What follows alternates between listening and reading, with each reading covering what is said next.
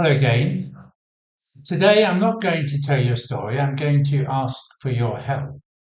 And maybe you'll be able to help coming out of stories in your past.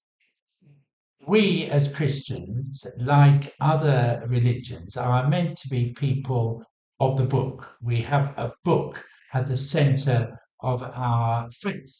And of course, for us Christians, the book is the Bible. Actually, I hated being called the book because, in fact, it is 66 books.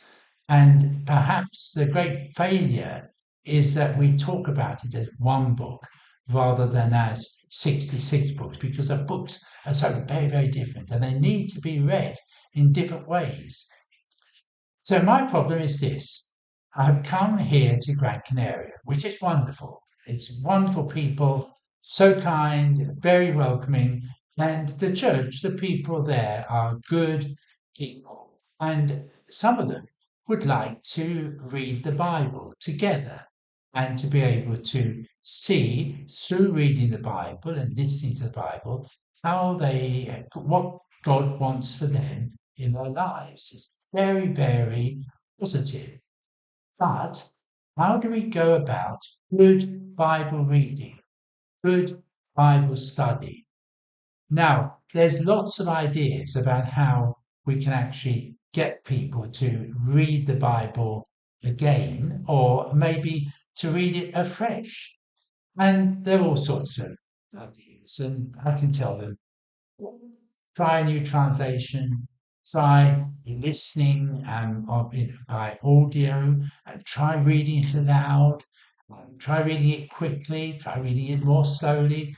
There's all sorts of ways in which one can suggest to people that they might be able to get more out of Bible reading. But for me, over 50 years of ministry, I don't know what the answer is to actually help people most in Bible reading.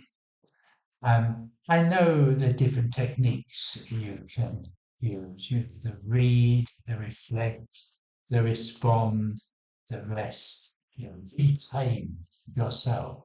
But somehow it doesn't seem to work. So what I'm asking you is, have you found good ways of reading the Bible? One of my suggestions for us here, and you might please do comment on this and say that's a good idea or bad idea, is that previously the Bible studies have been held here in the chaplaincy flat, and that's happened before me with other chaplains as well.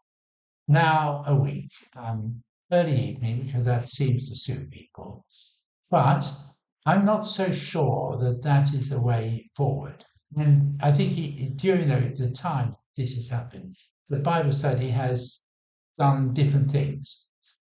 Some better, some worse. Probably what I've tried to do is worse.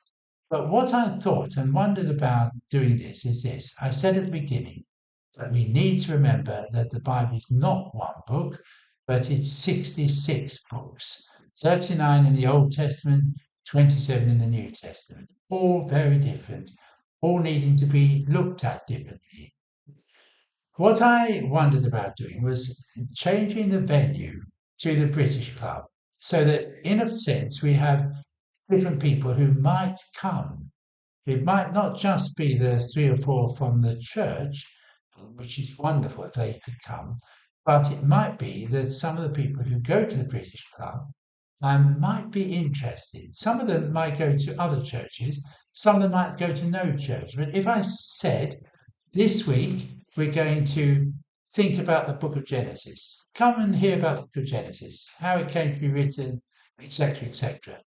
And maybe it would bring in people who might not have tasted the Bible before. And it might be that coming out of looking at a different book each time, an hour, in which I would probably talk for 20 or 30 minutes, and then it'd be open to discussion and people's input, and we would learn from each other.